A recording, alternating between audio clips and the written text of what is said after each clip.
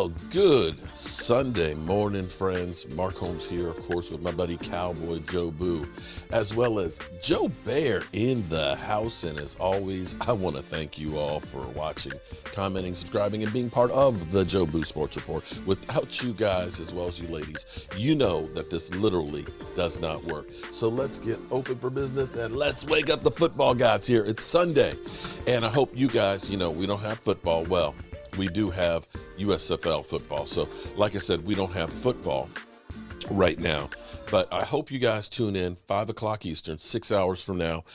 We end up having our Zoom call-in live stream. We have a great panel of guys that come in, wealth of knowledge of football and stuff. And if you are a channel member, you can be part of the show too. I'll put the link in the description in the community tab. Excuse me, I'll put the link in the community tab, not in the description. And hope to see you here at 5 o'clock because we'll be talking about the Dallas Cowboys. And today, friends, I'm here to tell you that the demise of the Dallas Cowboys, I think, is a little premature. I know we're all wanting for the Cowboys to do some extra stuff like, sign some free agents and things. But we know Jerry Jones, Stephen Jones, they're not going to spend money. There are some free agents out there that they might still be interested in, like Anthony Barr. There's a couple offensive linemen that are still decent offensive linemen. Although I think the Cowboys are kind of done with older players, that they are saying, we are building this group of guys for down the road right now as well as down the road. So I'm not sure that they're going to look at guys that are very, very older out there, but I think they'll still get a few pieces. But for the Cowboys, we have been hearing how everybody has stepped up in the division and that the Cowboys may not be that good of a team going into this season, that the Eagles, with all the stuff that they've done this offseason, that they've taken major steps forward, and that the Cowboys have been hurt because we lost, of course, Amari Cooper. We lost, of course, Cedric Wilson, Connor Williams, and Lyle Collins. We've been hearing that over and over again. But I hate to tell you that a lot of teams have lost players. I mean, Kansas City lost Tyreek Hill. We have to look at, say, Green Bay losing Devontae Adams. You could look at the Rams losing Von Miller and maybe Odell Beckham Jr. A lot of teams lose players, but when the Cowboys lose one, of course, then it's the end of the world. Now, here's where it's kind of interesting to me, okay? I've got my kids' dogs here, i.e. grandkids, between Chai and Leroy. They definitely are very hyper. They're like young dogs. We were always used to having older dogs that were more on the chill side, but it's cool. It's cool. They're running all over the place. Yes? Someone called us. Chai was at the church, so I shut the dog door.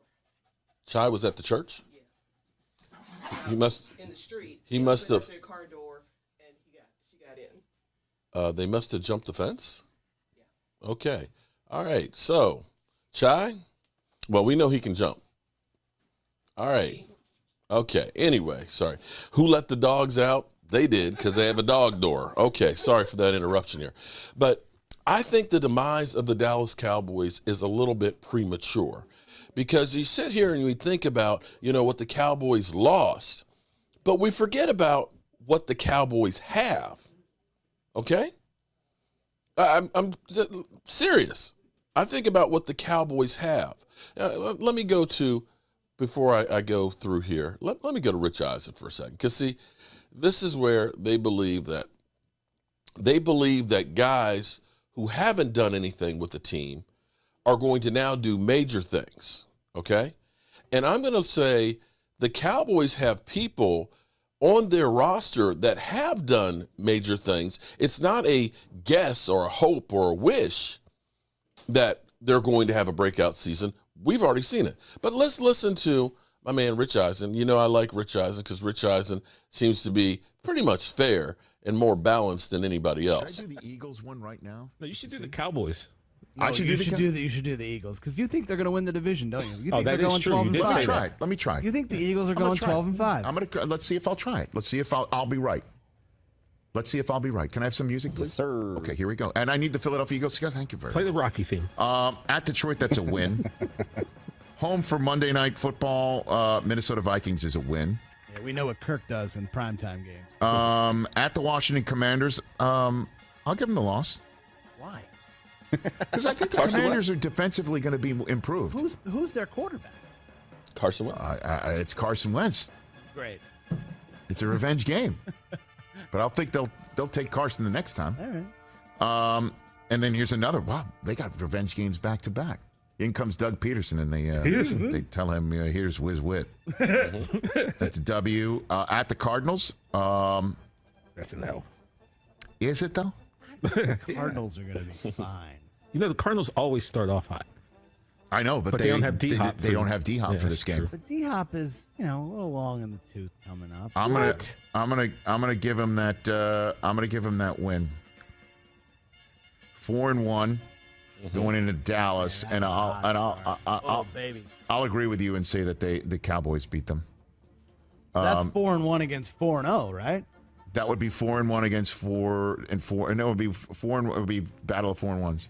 As far as I'm concerned, yeah, that's what it is. Yeah, but TJ has them 4-0 going into that week. No, they're coming off of a 4-1, Rams they're coming loss. off All a right, and then loss. there's a Got it. bye week.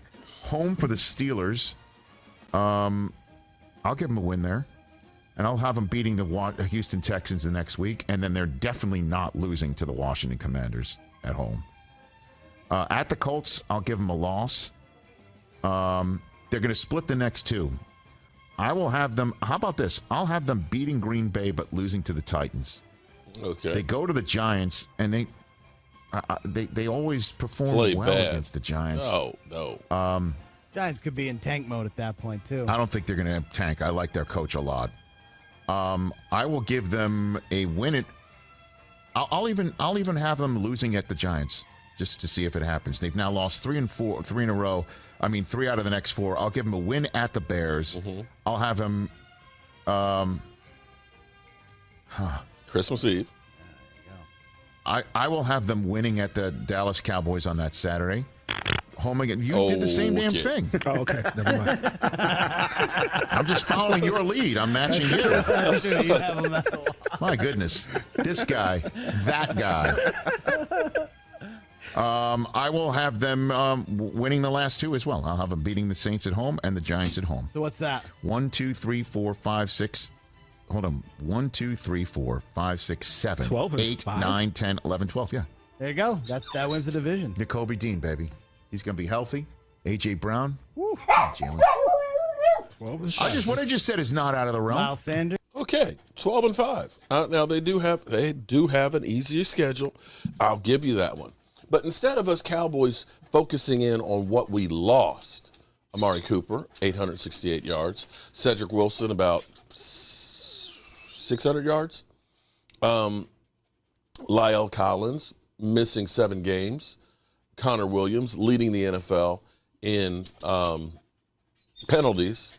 And Randy Gregory, another guy, leading teams in penalties. Let's focus on the things that the Cowboys have. Yeah. Okay. Sorry. Okay. Jeez, these damn dogs. Let's focus in on what they do have, okay? How about this? Let me ask you this. Who has the best running attack in the NFL? Well, I'll say running backs situation. Now, if you want to say the Eagles do because Jalen Hurts is really a running back, okay, I could see that argument. But if I just say actually pairs of running backs, you look at the numbers. Zeke Elliott is number 7, 1,002 yards. After playing on a torn PCL, you could say Antonio Gibson did have 35 more yards. But check it out. Zeke on one leg had 4.2 yards a carry, and Antonio Gibson only had 4. And then when you go ahead and let's just look, yards per carry, holy moly, look where you got Tony Pollard right there, 5.5 yards. And outside the tackles, I believe it's 6.2. So as far as running back situation, I got to say the Cowboys have that one, okay? Maybe I'm wrong. Now, again, I know the Eagles did lead the league in running the football because of what Jalen Hurts did. And maybe you can make that argument, but I'm going to say just strictly on running backs. How about quarterback situation? I know that people will say Jalen Hurts is better than Dak Prescott, but a guy who's had 16 touchdown passes versus a guy who's had 30 and 37, I'm going to take Dak Prescott. Dak Prescott, who had a ton of injuries last year, still 37 TDs, 4,460-some yards passing. And when we look at this, just take a look here. I want you to take a look, okay? When you look at the yards, there it is, Dak Prescott, 7th in the NFL last year, 4,449 yards. Touchdowns, Dak Prescott is in the 4th spot in touchdown passes in the NFL, right there with the exact number with Pat Mahomes and Aaron Rodgers. Let's say yard average, Dak Prescott, 9th with 7.5. The only place that you can probably look and say, Dak's not in the top 10 is interceptions. In every statistical category that's positive, completion percentage, boom, there's Dak. 4th highest. Every single category that's positive for a quarterback, rating, QBR, all those, Dak's in the top 10. Nobody else in our division is in the top 10 in any of those categories, as the dog would say. Okay, chat, chill. Hyper-ass dog. So, I'd say we got the running backs. I'd say we got the quarterback. Sacks. Micah Parsons with 13. Hey! Micah Parsons with 13. Here's what's kind of cool. Do you know nobody else in the division, no team in the division had more than 9? Nobody even had 9 individual players. So we had the sack leader in our division. And I would say the most dynamic defender in our division, who was a rookie, by the way, a rookie defensive player of the year, who did get MVP votes. I will also say that the Dallas Cowboys as a team, here's another one that's kind of cool. We go to StatMuse. The Cowboys on this list here, let's see, as a team, not just Micah, as a team, 41 sacks. We led our division by far, 41. Washington had 38, right behind us. But I dare say, getting to the quarterback's ass. Cowboys had that one. Interceptions. We know Diggs, numero uno. The next closest one in our division was Bradbury, who's now going to another team with 4. Now, I don't expect Diggs to have 11 interceptions again. I don't expect that. But, hey, you never know.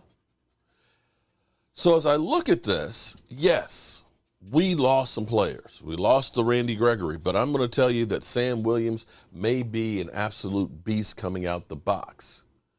And with the Micah Parsons, who is taking another step, I think Micah Parsons' sack numbers may come down because people will be focusing on other guys, but I think the team total is going to go up. So as I look at it, now, again, I'm a homer. I'm not going to lie to you and say that the Cowboys may be worse than they were last year. They may be. But as I look at these things, of the things that the Cowboys have, and as much as they keep telling us that the Giants are improved, I'm sorry, Barkley is on the bust line right now. He can't stay healthy. He had one great season as a rookie. Daniel Jones is on notice of, this is it, buddy. You got to show us something. They've made a lot of free agent moves, but it hasn't really done anything. They've lost more games than anybody since 2016. Nobody has repeated back-to-back. Eagles as the 2 creams of the crop. I know Washington is a decent squad, but you know what? I'm not going to bank on Carson Wentz. Just not. Carson Wentz's best year was 2017. And you can say from that point on, he has been basically average. And for the Dallas Cowboys, as much as they want to throw and say the Cowboys can't keep up with the NFC elite and everything else, I want you to keep in mind that the Dallas Cowboys in the NFC were 9-2 and lost those 2 games by a total of 5 points to the Cardinals and Tampa Bay. And understand, when we played Tampa Bay, there were some calls that went the way for Tampa Bay that helped them win that game. And we went toe for toe. And this was before Micah Parsons had become the Micah Parsons that he was by the end of the season. So you guys can dismiss the Cowboys and say they're going to suck. I'm not ready to do that. The Cowboys have too many places where they're better than other people. They just do. And with that being said, do you have anything else to say, Chai? Is that it? Huh? I'm Mark Holmes here, and apparently I can't let the dog out because he'll hop the fence. This dude is like a damn gazelle. He will jump literally over the couch. I'm Mark Holmes, and well, you know how we roll, right? Mark Holmes here, and as always, I want to thank you all for watching, commenting, subscribing, and being part of the Joe Boo Sports Report.